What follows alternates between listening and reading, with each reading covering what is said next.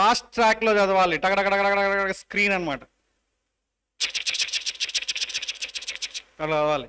మీరు కూడా చదవచ్చు బైబిల్ అనేటటువంటిది మీరే తర్వాత కనుక్కోవాలి. ఓకే, ఇప్పుడుతోని ఈ యొక్క క్విజ్ ఆపేస్తాం. ఆగిపోండి అందరు దయచేసి, చూడండి సైడ్ చూడండి. నెక్స్ట్ టైం మీరు వచనాలు కూడా రాసుకొని వాట్సాప్లో పెట్టండి.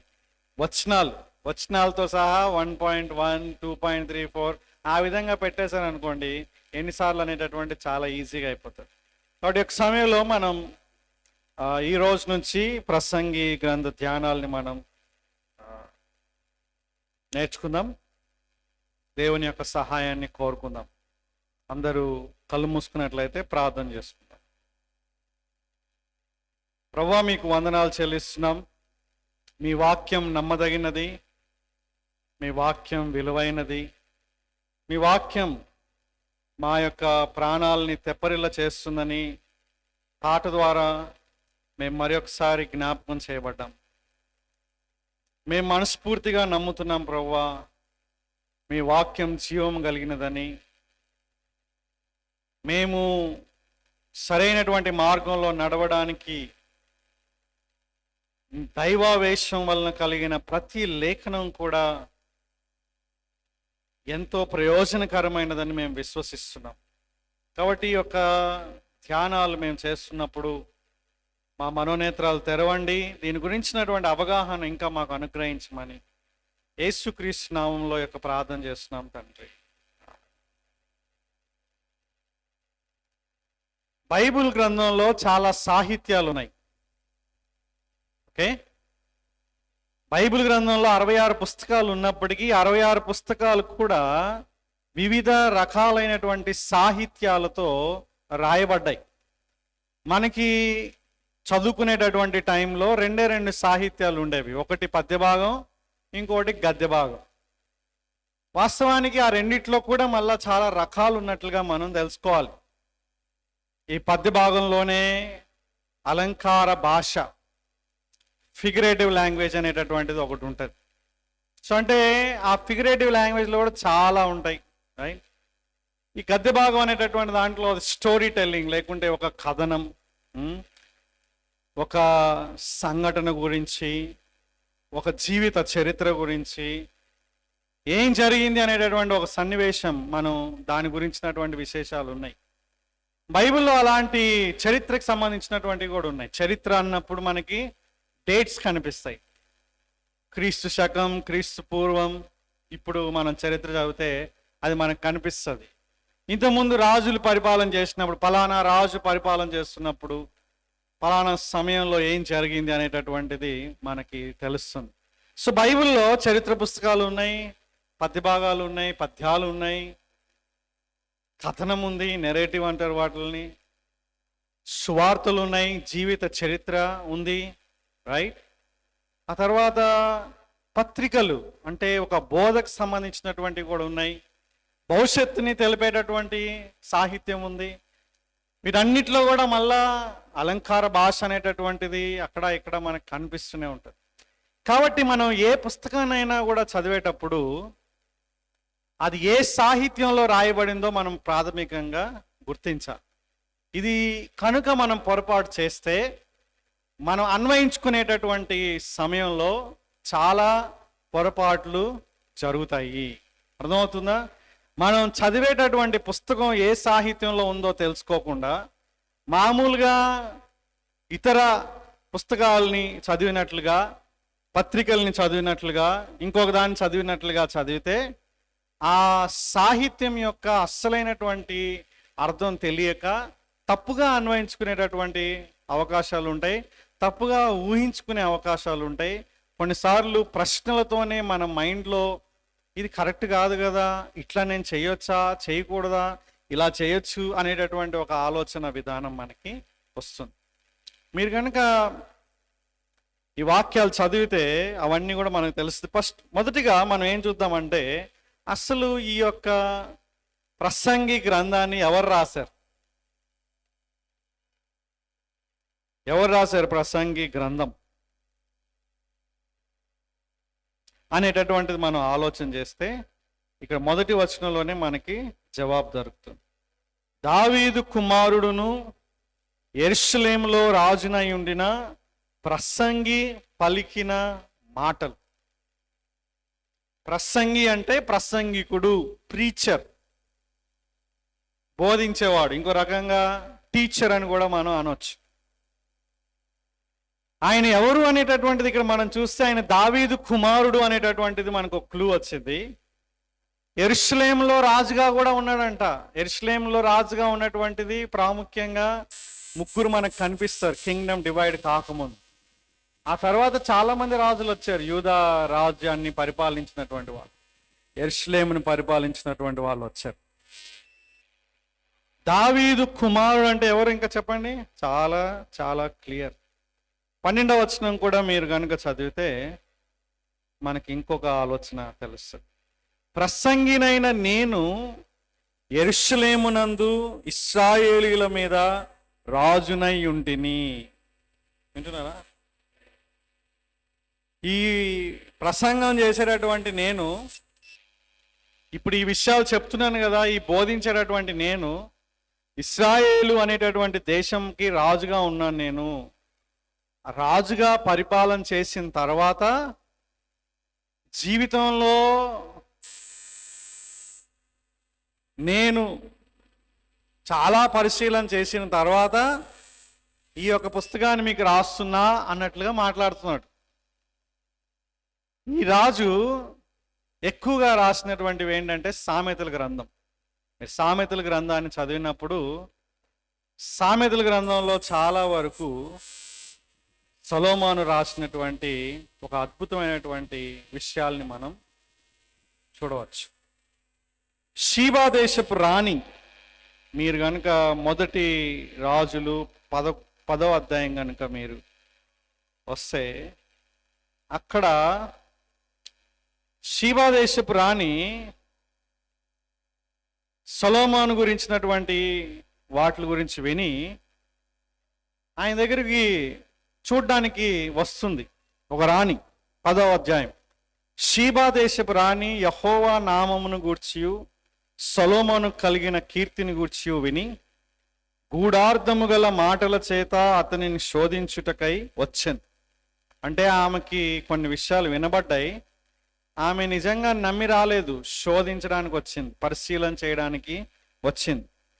ఆమె గొప్ప పరివారంతో గంధవర్గమును, విస్తారమైన బంగారమును, రత్నములను ఒంటెల మీద ఎక్కించుకొని యెరూషలేమునకు వచ్చాను. సొలొమోను దర్శనం చేసి తనకు తోచిన దానినంతటిని బట్టి అతనితో మాట్లాడగా ఆమె వేసిన ప్రశ్నలన్నిటికీ సొలొమోను ప్రత్యుత్తరం చెప్పాను. రాజునకు మరుగైనదేదీ లేనందున ఆమె ప్రశ్న వేసిన వాటినన్నిటి భావము చెప్పాను. ముఖ్యంగా ఆ షేబా రాణి సొలొమోను యొక్క జ్ఞానమును, అతడు కట్టించిన మందిరమును, అతని బల్ల మీదనున్న భోజన ద్రవ్యములను, అతని సేవకులు కూర్చుండు పీఠములను, అతని ఉపచారులు కనిపెట్టుటను, వారి వస్త్రములను, అతనికి గిన్నెందించు వారిని, యెహోవా మందిరమందు అతడు అర్పించు దహన బలులను చూసి విస్మయం పొందినదై ఆశ్చర్యపడింది. ఆమె ఏమంటుందో చూడండి. రాజుతో ఇట్లనేను, నీ కార్యములను గూర్చియు జ్ఞానమును గూర్చియు నా దేశమందు నేను వినిన మాట నిజమే. అయినను నేను వచ్చి కన్నులారా చూడక మునుపు ఆ మాటలను నమ్మకయుంటిని. నీ గురించి చాలా మంది చాలా చెప్పారు, కానీ నేను నమ్మలేదు. ఉన్నదానిలో సగమైనను నాతో చెప్పబడలేదని ఇప్పుడు తెలుసుకొనుచున్నాను. నీ జ్ఞానమును నీ భాగ్యమును నేను వినిన దానిని బహుగా మించి ఉన్నవి. చూసారా అండి? ఒక అన్యురాలు, నిజమైనటువంటి దేవుని గురించి తెలియనటువంటి ఒక స్త్రీ, ఒక రాణి, ఇక సొలొమోను రాజు యొక్క జ్ఞానం గురించి విని ఆశ్చర్యపోయి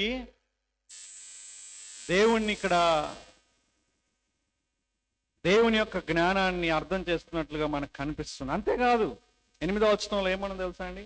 నీ జనులు భాగ్యవంతులు, నీ ముందర ఎల్లప్పుడూ నిలిచి నీ జ్ఞాన వచనములను వినుచుండు నీ సేవకులను భాగ్యవంతులు. నీ యందు ఆనందించి దయచేసి చూడండి, ఇది షేబా దేశపు రా అని చెప్తున్నారు. నిన్ను ఇశ్రాయేలీయుల మీద రాజుగా నియమించిన నీ దేవుడైన యెహోవాకు స్తోత్రము కలుగును గాక. చూసారా మీరు? నీ దేవుడైన యెహోవాకు, అంటే అప్పటి కాలంలో అందరినీ సృష్టించింది ఒకడే దేవుడు అనేటటువంటి కాన్సెప్ట్ లేదు. ప్రాంతానికి ఒక దేవుణ్ణి, గుంపుకి కొన్ని తెగలకి కొన్ని దేవుళ్ళుగా ప్రజలు ఆలోచన విధానం ఆ విధంగా ఉండేది. కానీ షేబా దేశపు రాణిని కూడా దేవుడే సృష్టించాడు అనే జ్ఞానం ఆమెకు లేదు. బైబిల్ ఏం చెప్తుందంటే, నువ్వు ఏ ప్రాంతానికి చెందినా, ఏ మతానికి చెందినా, నువ్వు నేను ప్రతి ఒక్కరు కూడా దేవుని చేత సృష్టించబడ్డారు. ఆయనే మన యొక్క దేవుడు అనేటటువంటి విషయాన్ని మనం మర్చిపోకూడదు.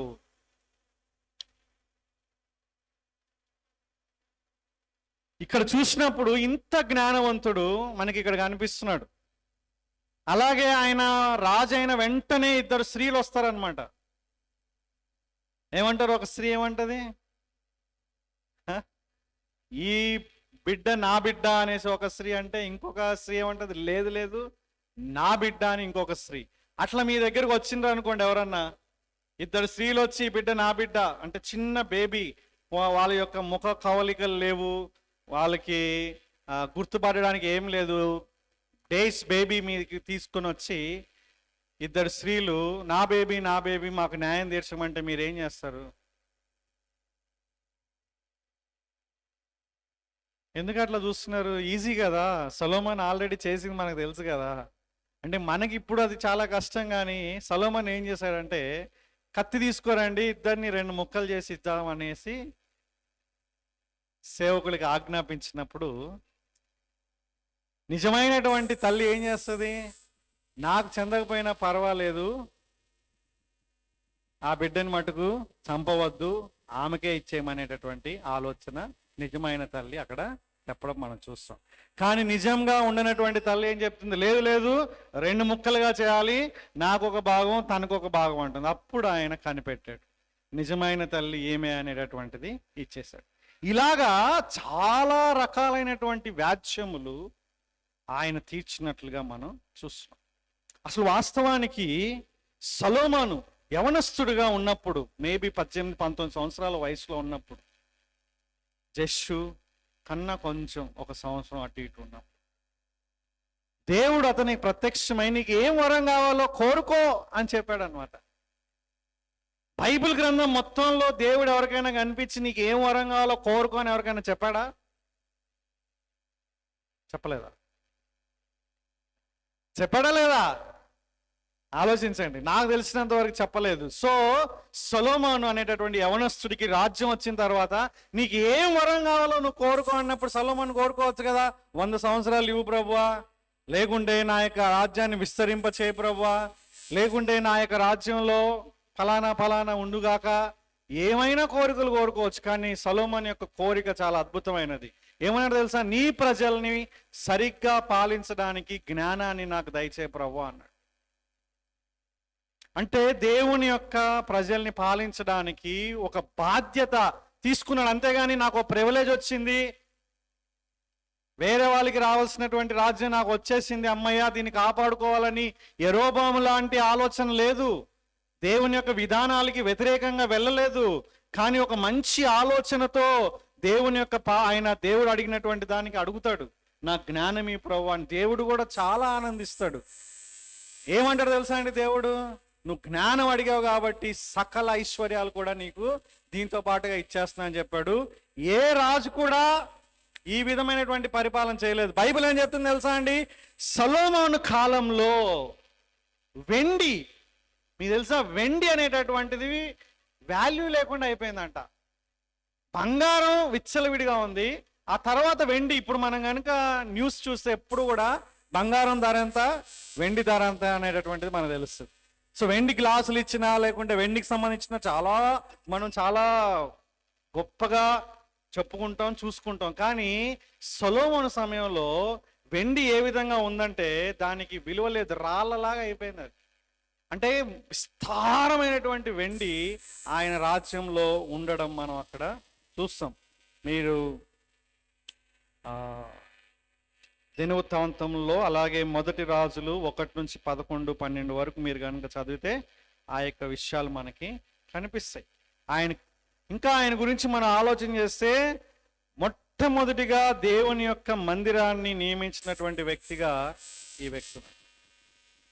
First Jewish temple was built by King సొలొమన్.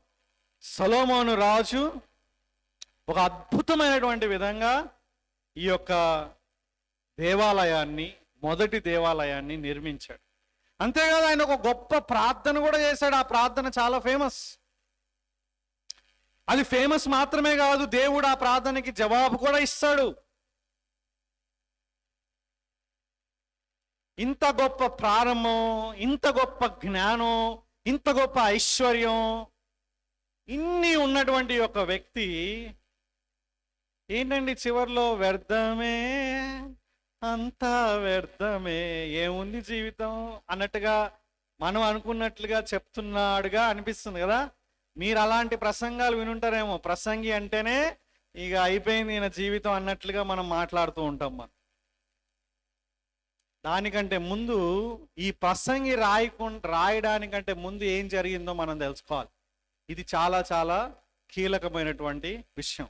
So యవనస్తుడిగా ప్రారంభమై చుట్టుపక్కల దేశాలన్నిటితో కూడా సమాధానం, యుద్ధాలు లేవు. దావీదు కాలంలో, సౌలు కాలంలో ఫిలిస్తీన్లు రైట్. ఆ న్యాయాధిపతుల కాలంలో కూడా ఫిలిస్తీన్లు, మిగతా వాళ్ళు అందరితో యుద్ధాలు బాగుండేవి. కానీ సొలొమోను కాలంలో చుట్టుపక్కల దేశాల మొత్తంలో కూడా దేవుడు తనకి సమాధానం అనుగ్రహించాడు. చాలా అద్భుతంగా ఆయన ఒక నిశ్చింతగా తన యొక్క రాజ్యాన్ని పరిపాలన చేయడం, వేరే దేశపు వాళ్ళు కూడా వచ్చి చూడడం. మీరు చూడండి ఇంత అద్భుతమైనటువంటి యొక్క రాజు పతనం ఏ విధంగా అయిందో. 11వ అధ్యాయంకి ఒకసారి రండి. ఈయనకి ఒక స్పెషల్ వ్యక్తిన తెలుసా అండి. ఎంత స్పెషల్ తెలుసా? 700 మంది భార్యలు ఈయనకి. ఒక్కరు కాదు, ఇద్దరు కాదు, ముగ్గురు కాదు, 700 మంది భార్యలు. మీరు కూడా కింగ్ సొలొమోన్ అవుదాం అనుకుంటున్నారా పురుషులారా? అంతేకాకుండా 300 మంది ఉపపత్నులు, అంటే వీళ్ళు కూడా భార్యలు లాంటి వాళ్ళే, కానీ లీగల్గా వాళ్ళు ఇంకా మ్యారేజ్ కాలేదు, బట్ భార్యలు. అంటే ఇక్కడ వ్యభిచారం ఏం చేయలేదు ఈ వ్యక్తి. దయచేసి అర్థం చేసుకోండి. ఈ వ్యక్తి వ్యభిచారం ఏం చేయలేదు, అక్రమ సంబంధాలు పెట్టుకోలేదు. ఒక రాజుగా మొత్తం కలిపి 1000 మంది భార్యల్ని కలిగి ఉన్నాడు ఈయన. షాక్కు గురవుతున్నారా? ఈ స్టోరీ మనకి వేరే పురాణాల్లో కూడా కనిపిస్తూ ఉంటుంది. దేవుళ్ళకి ఆపాదిస్తారు. ఇక్కడ మనిషి చేశాడని చెప్తున్నారు. ఇక్కడ ఒక మనిషి 1000 మందిని వివాహం చేసుకున్నాడు.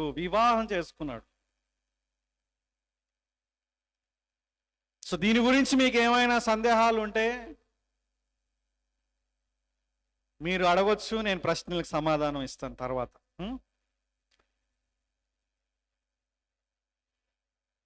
11వ అధ్యాయం ఇప్పుడు చూడండి. 700 భార్యలు ప్లస్ 300 ఉపపత్నులు ఏం చేశారు అంటే, ఎక్కడ చేసుకున్నాడు వీళ్ళందరినీ?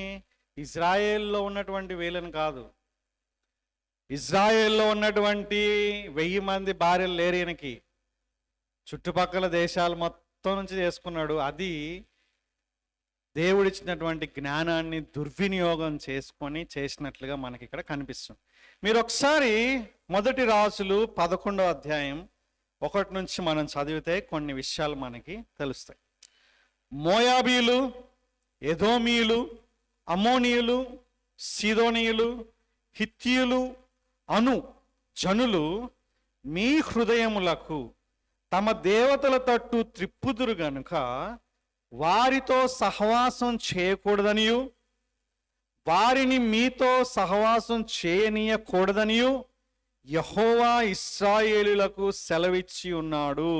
Very clear command of God.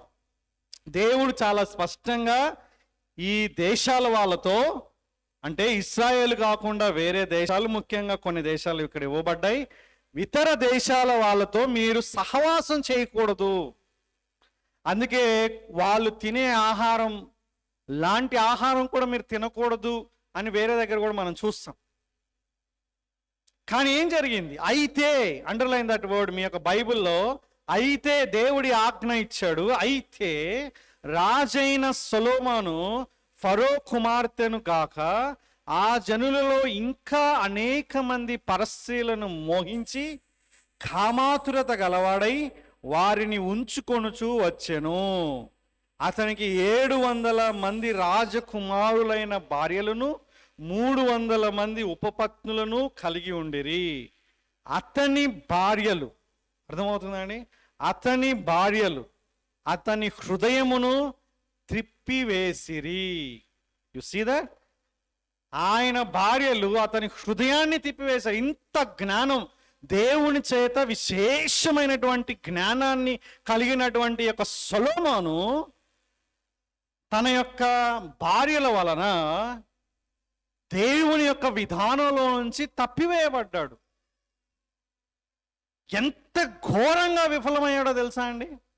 మీరు చూడండి, సొలొమోను వృద్ధుడైనప్పుడు 4వ వచనం, అతని భార్యలు అతని హృదయమును ఇతర దేవతల తట్టు త్రిప్పగా అతని తండ్రి అయిన దావీదు హృదయం వలె అతని హృదయము దేవుడైన యెహోవా ఎడల యథార్థం కాకపోయెను. భార్యల యొక్క పవర్ చూడండి. ఇక్కడ భార్య యొక్క పవరే ఎక్కువ ఉంటే భార్యలందరి పవర్ ఇంకెంత ఎక్కువ ఉంటుంది? ఒక్క డెలీలాని ఇంగ్లీష్లో తెలుగులో ఏమంటారు? అదేనా? కరెక్టేనా పేరు? డెలీలా తెలుగులో కరెక్టేనా? సంసోన్ లాంటి బలవంతుడిని, అస్సలు అట్లాంటి బలవంతుడు ప్రపంచంలో ఇప్పుడు కూడా ఎవ్వరు కూడా ఉండరు. మీరు పిల్లలు అన్నీ థార్ అని, లేకుంటే ఇంకేంటి నాన్న, ఐరన్ మ్యాన్ అని, ఇంకా రకరకాలన్నీ చూస్తూ ఉంటారు కదా మీరు. అవన్నీ ఏమంటారు, కల్పితాలు. అవి ఒక ఇలా ఉంటే బాగుంటుందని ఊహించుకొని వచ్చినటువంటి అవి. కానీ ఈ సంసోను ఎంత బలాఢ్యుడు అంటే ప్రపంచంలో ఆయన లాంటి బలవంతుడు అప్పుడు లేడు, ఇప్పటికి కోలేడు, ఎప్పటికీ ఉండడు. కానీ స్త్రీ వలన దేవుని యొక్క అభిషేకం ఉన్నటువంటి ఆ యొక్క బలాన్ని కూడా పోగొట్టుకొని చాలా భయంకరమైనటువంటి పతనావస్థకి వెళ్తాడు. కానీ ఇంట్రెస్టింగ్గా లాస్ట్లో మళ్ళా మారు మనసు పొంది దేవుని వైపు తిరుగుతాడు. చూడండి, ఇది చాలా అద్భుతమైనటువంటి విషయం. సొలొమోను ఇక్కడ మనం కనుక చూస్తే 5వ వచనంలో అస్తారోతు అను సిదోనీయుల దేవతను, మిల్కోము అను అమ్మోనీయుల హేయమైన దేవతను అనుసరించి నడిచెను. You see that? నడిచెను. ఒకప్పుడు ఏం చేశాడు? స్టార్టింగ్లో వాళ్ళ భార్యకి ఇష్టమని ఒక టెంపుల్ కట్టేవాడు, వాళ్ళ భార్యకి ఇష్టమని ఒక బలిపీఠం కట్టేవాడు, వాళ్ళ భార్యకి ఇష్టమని ఇంకో దగ్గర ఒక బలిపీఠం కట్టేవాడు. ఇప్పుడు ఏం చేస్తున్నాడో చూడండి. సొలొమోను కెమోషు అను మోయాబీల హేయమైన దేవతకును, మొలెకు అను అమ్మోనియల హేయమైన దేవతకును యెరూషలేము ఎదుటనున్న కొండ మీద బలిపీఠములను కట్టించెను. అక్కడ నడిచెను, కట్టించెను. అంతేకాకుండా చూడండి, తమ దేవతలకు ధూపం వేయిచు బలులను అర్పించుచుండిన పరస్త్రీలైన తన భార్యల నిమిత్తం అతడు ఇలాగ చేశాను. దేవుని మందిరాన్ని కట్టిన వ్యక్తి, దేవునికి ప్రార్థన చేసినటువంటి వ్యక్తి, దేవునితో మంచి అనుభవం ఉన్నటువంటి ఒక వ్యక్తి, ఇన్ని అనుభవాలు గుండా ఎంతో కాలం దేవునితో నడిచినటువంటి వ్యక్తి, ప్రపంచంలో ఉన్నటువంటి వేరే దేశాలకు కూడా ఈయన జ్ఞానం బాగా తెలిసినప్పటికీ ఈ యొక్క భార్యల యొక్క ప్రభావంతో, అంటే ఇతరుల యొక్క ప్రభావంతో దేవుడి నుంచి దూరం అయిపోయి చేసినటువంటి పని చూసారు. అందుకే క్రైస్తవేతరులని పెళ్లి చేసుకోకూడదు. క్రైస్తవులు ఇద్దరు కూడా దేవుని పోలికలో సృష్టించబడ్డారు. I understanding? యేసుక్రీస్తు నమ్ముకున్న వ్యక్తి, నమ్ముకోని వ్యక్తి, మహమ్మదీయుడైనా, హైందవుడైనా, హేతువాదైనా, సిక్ అయినా, క్రిస్టియన్ అయినా, ప్రతి ఒక్కరు ప్రపంచంలో యేసుక్రీస్తు పోలికలో సృష్టించబడ్డారు. కానీ ఆయన నమ్ముకున్న వాళ్ళు చాలా స్పెషల్ గుంపుగా తయారయ్యారు. మనలాగా నమ్ముకోనటువంటి వాళ్ళు దేవుని పోలిక ఉంది కానీ వాళ్ళతో పెళ్లి చేసుకోకూడదు. ఎందుకంటే దేవుని పోలికలో ఉన్నా సరే ఆ దేవుణ్ణి వాళ్ళు ఆరాధించకుండా వేరే వాటిని దేవుళ్ళుగా, దేవతలుగా భావించుకొని వాళ్ళు ఆరాధిస్తున్నారు వీళ్ళలాగా. కాబట్టి వాళ్ళతో సహవాసం చేయకూడదు. అంటే ఏంటంటే ముఖ్యంగా యవనస్తులు, వివాహం అనేటటువంటి దాంట్లో చాలా జాగ్రత్త ఉండాలి. సొలొమోనే కాదు, మా యొక్క కళ్ళ ఎదుట ఎంతమందిని మేము చూసామో, బాగా దేవునిలో ఒక ఒక చాలా ఆసక్తి కలిగినటువంటి స్త్రీలు పురుషులు వేరే వాళ్ళని పెళ్లి చేసుకొని పిల్లల్ని దేవుని దగ్గరికి పంపించలేకుండా, వాళ్ళు దేవుని దగ్గరికి రాకుండా ఎంత ఘోరంగా విఫలమైపోతున్నారు తెలుసా అండి. చాలా అన్యాయం. పురుషులు అట్లా అయిపోయారు, స్త్రీలు అట్లా అయిపోయారు. రెండు కోణాల్లో చూస్తాం. ఇక్కడ సొలొమోను అయితే, ఇక్కడ చూడండి దేవుని కృప ఎంత గొప్పదో చూడండి. దేవుడు ఏమంటున్నాడు, ఇశ్రాయేలీల దేవుడైన యెహోవా అతనికి 2 మారులు ప్రత్యక్షమై.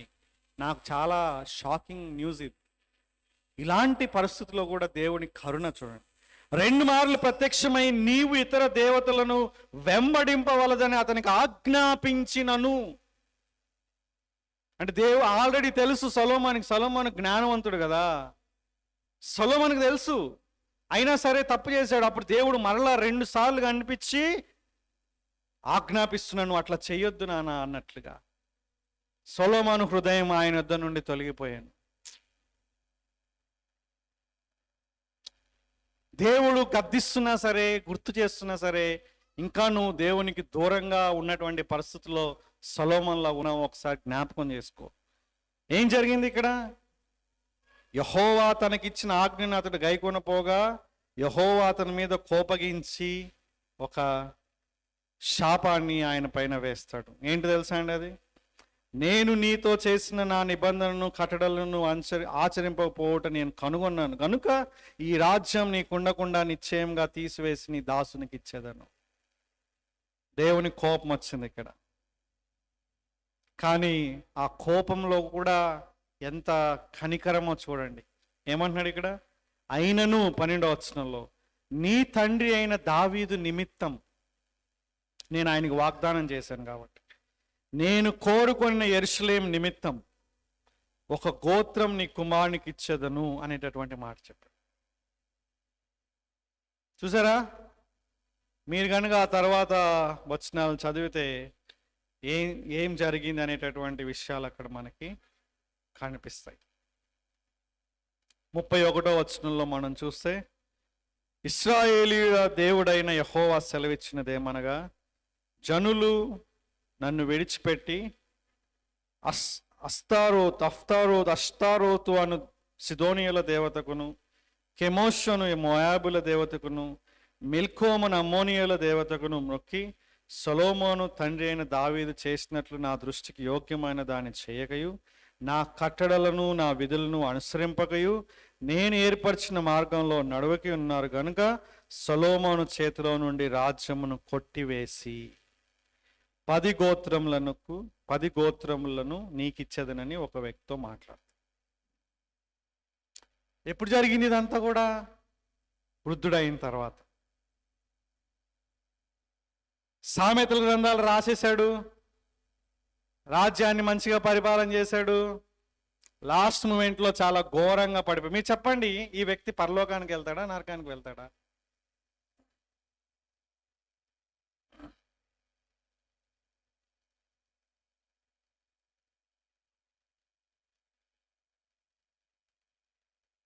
మీరు ఎప్పుడు ఆలోచించినటువంటి ప్రశ్నలు వేస్తలే నేను మీకు.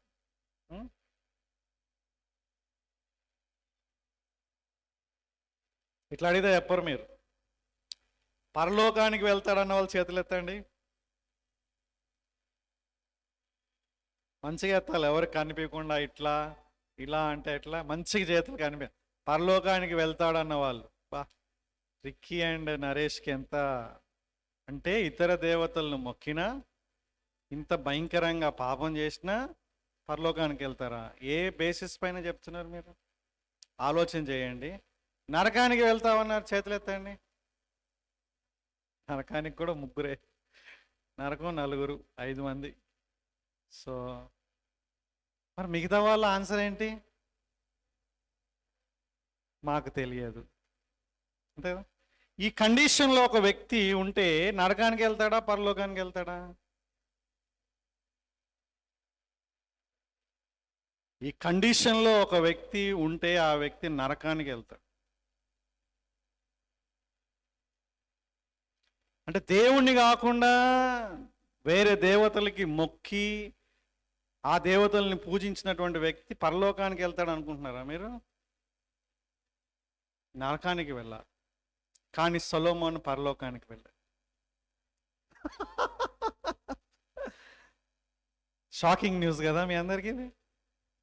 కానీ సొలొమోను ఎక్కడికి వెళ్ళాడు? పరలోకానికి వెళ్ళాడు. ఎందుకు తెలుసా? ఇక్కడ వరకు ఆగిపోలేదు స్టోరీ.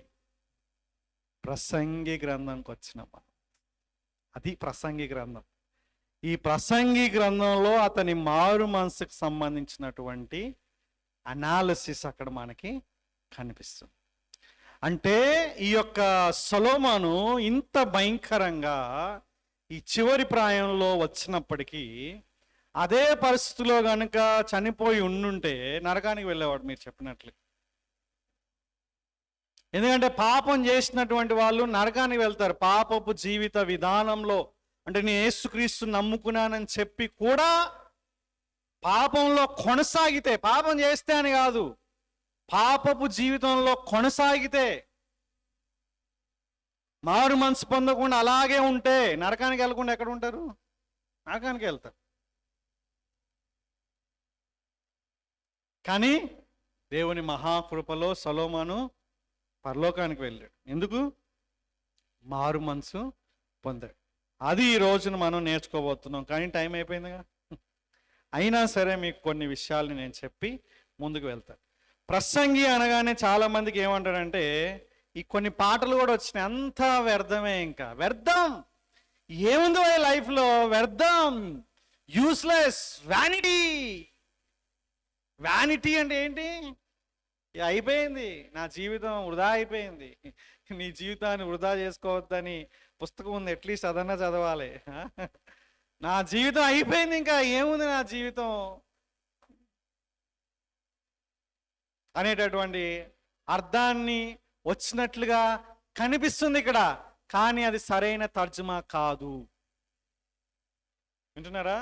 వ్యానిటీ అని ఇంగ్లీష్లో ఉన్నా, వ్యర్థం అని తెలుగులో ఉన్నా, ఆ రెండు కూడా సరైనటువంటి తర్జుమాలు కాదు. ఏంటి సరైన తర్జుమా మనం చూద్దాం. మనం కనుక హెబ్రీ భాషలో కనుక దీన్ని కనుక చూసినట్లయితే ఈ వ్యానిటీ అనేటటువంటి ఒక పదానికి వాడబడినటువంటి పదం యొక్క ఇంటెన్సిటీ, లేకుంటే దాని యొక్క మీనింగ్ ఏ మీనింగ్స్ ఇవ్వచ్చు అంటే బ్రెత్, వేపర్, ఫ్యూటిలిటీ, ఎంప్టీనెస్ అనేటటువంటి అర్థాలు ఇచ్చేటటువంటి పదం అనమాట. కానీ ఇంట్రెస్టింగ్గా మనకి వ్యానిటీ అని ఎందుకు రాశారు? ఎందుకంటే ఒకవేళ అలాంటి అవకాశాలు ఉన్నాయనేటటువంటిది ఇక్కడ మనం చూస్తున్నాం. లేకుంటే ఈ విధంగా కూడా మనం చెప్పొచ్చు. ఆ కంపెల్లింగ్ ఆల్టర్నేటివ్ ట్రాన్స్లేషన్ ఏంటంటే స్మోక్, ఒక పొగలాగా, అంతా పొగ, అంతా ఆవిరి, అంతా డిసపియర్ అయిపోతుంది, అంతా ఖాళీ, ఉన్నట్లుగే ఉంది కానీ అంతా ఖాళీ అయిపోయింది, అసలు ఏం అర్థమైతలేదు లైఫ్ నాకు. అది ఇక్కడ వ్యర్థం వ్యర్థం వ్యర్థం అంటే యూజ్లెస్ అని కాదు ఇక్కడ అర్థం. నాకు అర్థం కావట్లేదు ఏంటి లైఫ్ అనేటటువంటిది. ఒక తర్జుమా తెలుగులో చాలా అద్భుతంగా చేశారు. ఆ తర్జుమా మీకు చదువుతున్నాను, మీరు వినండి. 1వ అధ్యాయం 1వ వచనంలో ఈ విధంగా ఉందన్నమాట. పొగ మంచులో ఆవిరిలాగా, గాలి కదలికలాగా ప్రతిదీ మాయమైపోతున్నదని ప్రసంగి చెప్తున్నాడు. బాబా బాబా, ఏం తర్జుమా.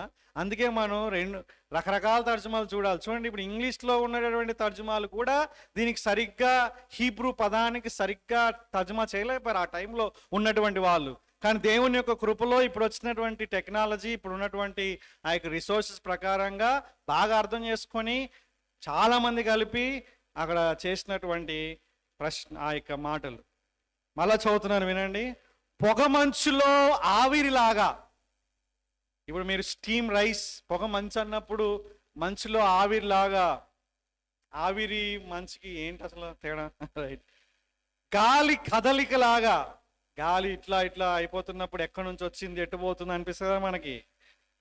ప్రతిదీ మాయమైపోతున్నదని. ఏంటి ఏది అనుకున్నా సరే ఇదే నా జీవితానికి పరమార్థం అనుకుంటే అది అంతమైపోతుంది, మాయమైపోతుంది అన్నట్లుగా ఉంది. కాబట్టి ఇది అనేక ప్రశ్నల్ని రేకెత్తిస్తుంది అని ప్రారంభిస్తాడు అనమాట. ఇంట్రెస్టింగ్గా మన బైబిల్లో ఏమనుందండి? వ్యర్థము వ్యర్థము సమస్తము వ్యర్థమే. మీకు ఒక గుర్తు రావాలి ఇప్పుడు. పరిశుద్ధుడు పరిశుద్ధుడు పరిశుద్ధుడు. ఇంగ్లీష్లో మంచిగా ఉంటుంది, ఏమన్నది? హోలీ హోలీ హోలీ అనేటటువంటిది ఒక దగ్గర ఉంటే హోలీ ఆఫ్ హోలీస్ అనేటటువంటి ఒక మాట ఉందన్నమాట. అంటే ఈ 3 సార్లు ఈ యొక్క పదం వచ్చిందంటే దాని గురించి ఆయన చాలా ఆ మొత్తం మిగతా వచనాలన్నిటిని ఆ విధంగా డీల్ చేయబోతున్నాడు అనమాట. కాబట్టి ఏం నేర్చుకున్నామండి? ఇప్పుడు మనం ఏం నేర్చుకోబోతున్నాం? మనం దీన్ని ప్రసంగి రాశాడు, సొలొమోను రాశాడు. ఆయన ప్రసంగిస్తున్నాడు. ఇంకో మాటలో చెప్పాలంటే ప్రసంగి రాసినటువంటి యొక్క సొలొమోను తన యొక్క డైరీ మనకి చూపిస్తున్నాడు. అర్థమవుతుందా? ఈ డైరీ ఆయన అప్పుడప్పుడు రాసుకున్నట్లు కనిపించలేదు, కానీ చివరి దశలో ఆయన అనుకున్నట్లుగా ఉంది. అంటే ఆయన బాగా తన జీవితాన్ని అన్వేషణ చేసి చేసి చేసి చూసి చూసి చూసి ఆ తర్వాత ఈ యొక్క విషయాన్ని ఆయన రాసినట్లుగా మనకు కనిపిస్తుంది.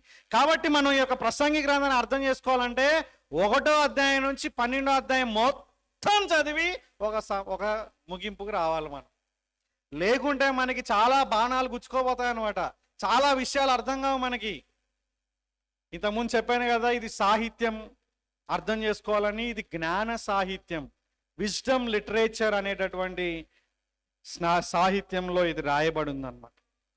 కాబట్టి జే ఆడమ్స్ అనేటటువంటి ఒక వ్యక్తి చాలా మంచి మాట చెప్తాడు. ఆయన లిగ్నర్ మినిస్ట్రీ అనేటటువంటి దాంట్లో పనిచేస్తున్నాడు. ఆయన ఈ మాట మంచి చెప్పాడు. ఆయన ఏమన్నాడో చూడండి. J Adams argues that Ecclesiastes is not a pessimistic book. అంటే ఇంక అంతా అయిపోయిన నెగిటివ్, ఏముంది జీవితం అని చూపించడానికి వాడబడినటువంటి పుస్తకం కాదు ఇది. But rather an evangelistic one, calling people to move from a life under the sun, S-U-N, to a life under the sun, S-O-N. అర్థమవుతుందండి?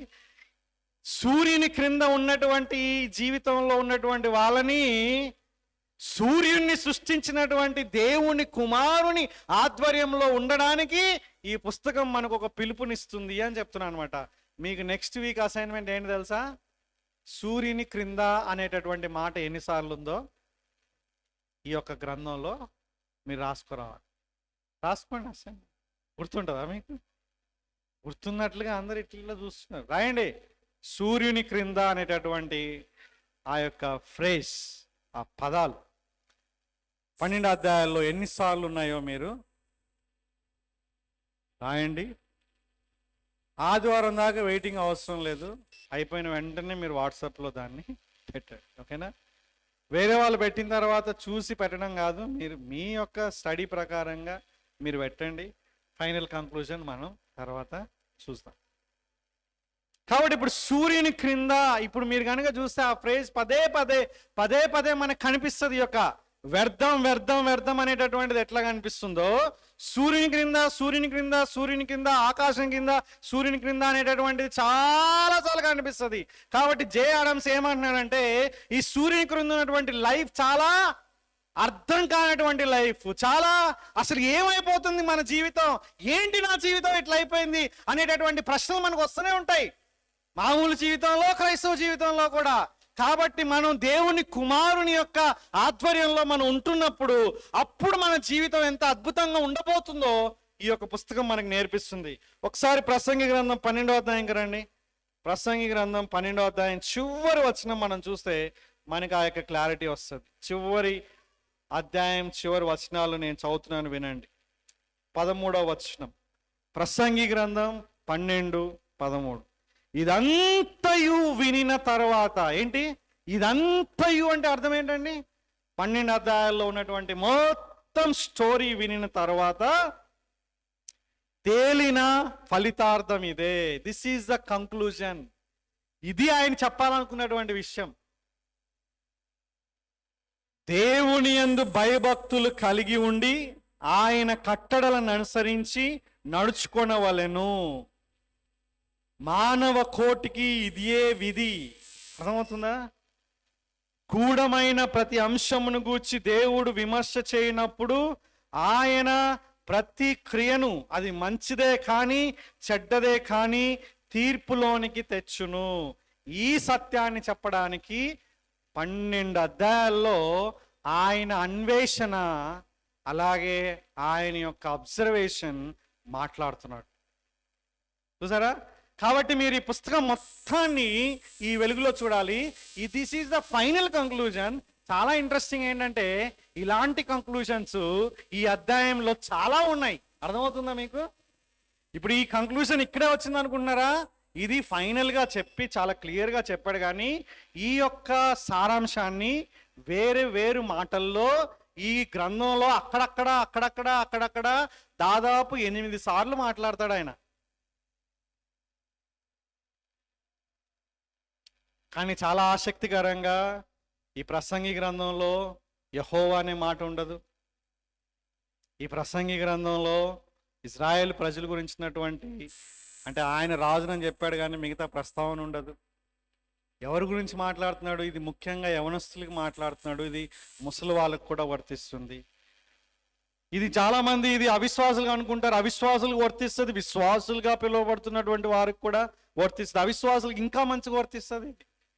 ఈ పుస్తకాన్ని కనుక మనం చాలా జాగ్రత్తగా అర్థం చేసుకుంటే అసలు మన లైఫ్ ఎందుకు ఎట్లా అవుతుంది, మన లైఫ్, మనకున్నటువంటి అనేకమైనటువంటి ప్రశ్నలకి అసలు సమాధానాలు ఉన్నాయా లేదా, వెతకాలా లేదా, అసలు ఏంటి, what all this all mysteries in life, ఏం అర్థం కావట్లేదేంటి అనేటటువంటి దానికి సమాధానం దేవుడు ఇస్తాడా, ఇవ్వడా, ఇచ్చాడా లేదా అనేటటువంటిది ఒక ప్రసంగి గ్రంథంలో మనం తెలుసుకోవచ్చు. కనిపించేస్తున్నా మిమ్మల్ని? చేయాలి కదా మరి. మీరు చదవాలంటే మీకు నేను మిమ్మల్ని చదివించడానికి ఈ విషయాలన్నీ, దీంట్లో ఉన్న విషయాలన్నీ కూడా చెప్తున్నా. నెక్స్ట్ వీక్ వచ్చేటప్పుడు నేను ఏం చెప్తున్నా సరే అది మీకు తెలిసిపోవాలి. అంతగా మీరు 20 సార్లు, 30 సార్లు, 40 సార్లు, 50 సార్లు, 100 సార్లు అయినా మీరు చదవండి. 100 సార్లు చదివిన వాళ్ళకి ఒక గిఫ్ట్.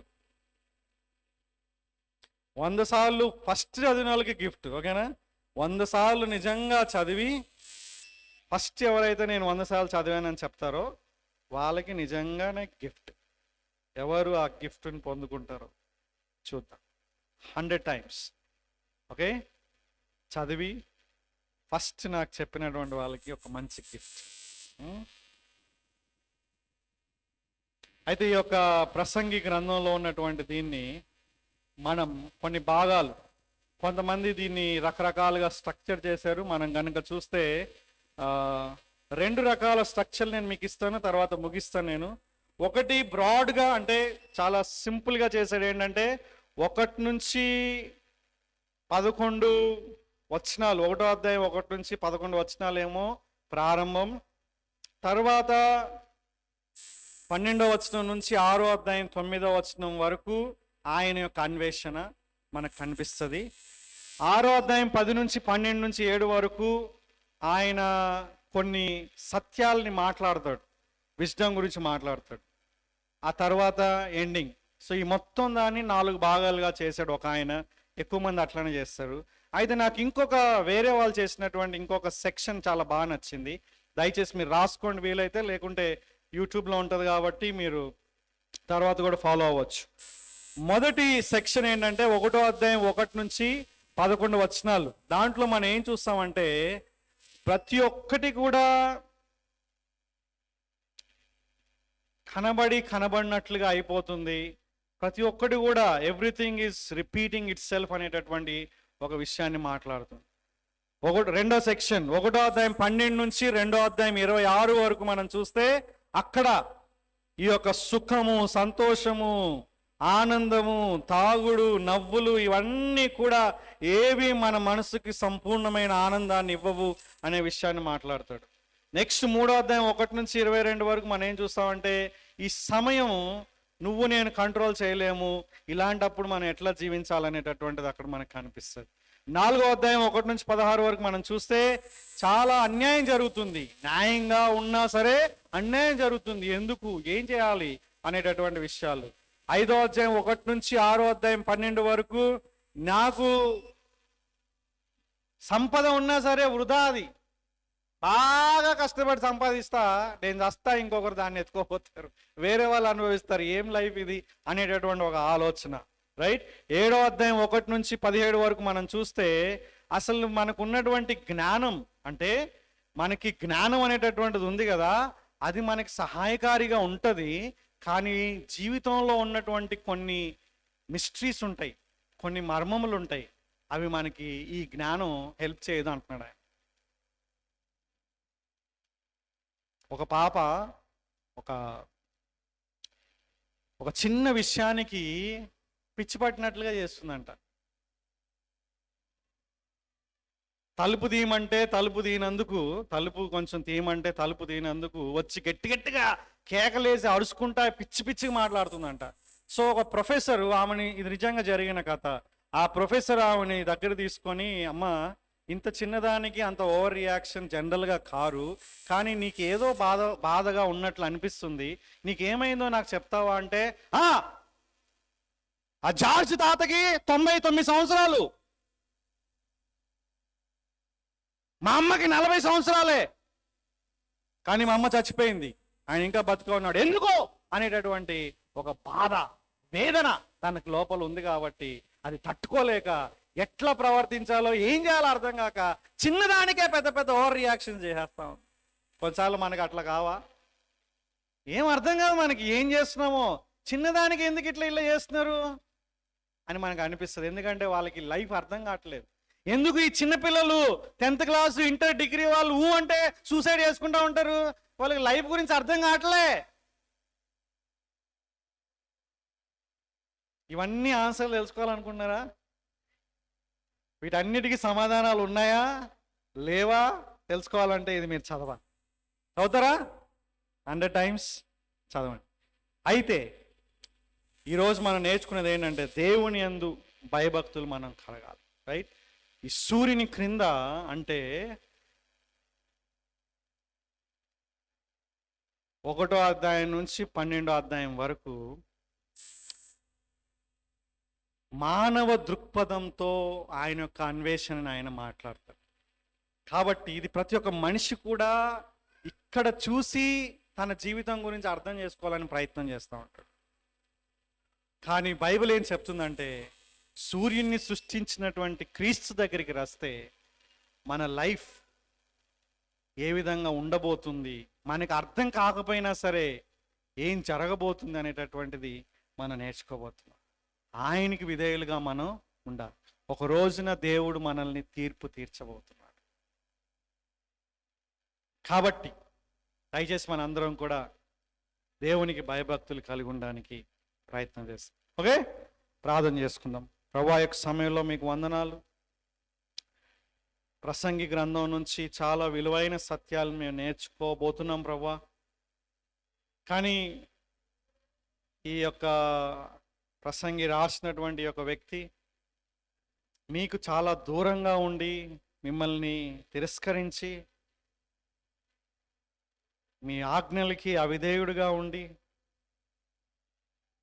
ఆ విధమైనటువంటి జీవన శైలిని జీవిస్తున్నప్పటికీ ఆ వ్యక్తి మారు మనసు పొందినప్పుడు మీరు బిడ్డని కనికరించారు.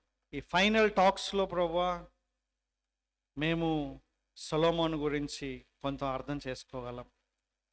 కాబట్టి మా జీవితాల్లో కూడా మేము ఎన్నోసార్లు సొలొమోను కన్నా ఇంకా ఎక్కువగా మిమ్మల్ని నిర్లక్ష్యం చేసిన సందర్భాలు ఉన్నాయేమో.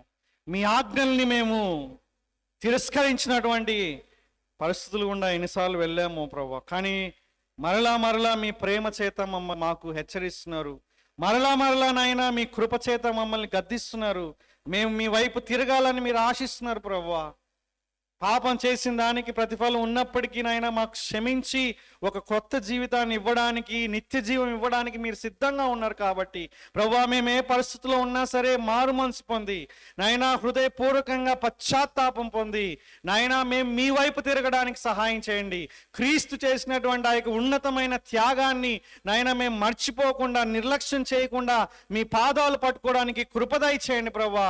ఇక్కడ ఉన్నటువంటి యవనస్తుల్ని, స్త్రీలని, పురుషుల్ని నాయన ఈ వాక్యం వింటున్న ప్రతి ఒక్కరు కూడా మీ యొక్క మెల్లనైనటువంటి స్వరానికి ప్రతిస్పందించడానికి మీరు కృపదయ చేయమని, అలాగే మా జీవితంలో ఉన్నటువంటి అనేకమైనటువంటి మిస్టరీస్ ప్రభువా, ఎందుకు మా జీవితం ఈ విధంగా అయిపోతుంది, నాకే ఎందుకు ఇట్లా అవుతుంది, నా జీవితంలోనే ఎందుకు ఇట్లా, మా కుటుంబంలోనే ఎందుకు ఇట్లా అనేటటువంటి అనేకమైన ప్రశ్నలు మాకు ఉంటుండగా వాటిని ఎట్లా పరిష్కరించాలో మీ వాక్యం మాకు చాలా చక్కగా వివరించింది. కాబట్టి ప్రసంగి గ్రంథాన్ని మేము చదివి నేను అర్థమయ్యేదాకా చదివి ధ్యానించి ఆ సత్యాలని అన్వయించుకోవడానికి కృప దయచేయమని యేసుక్రీస్తు నామములో యొక్క ప్రార్థన చేస్తున్నాం తండ్రి. ఆమేన్. God bless you.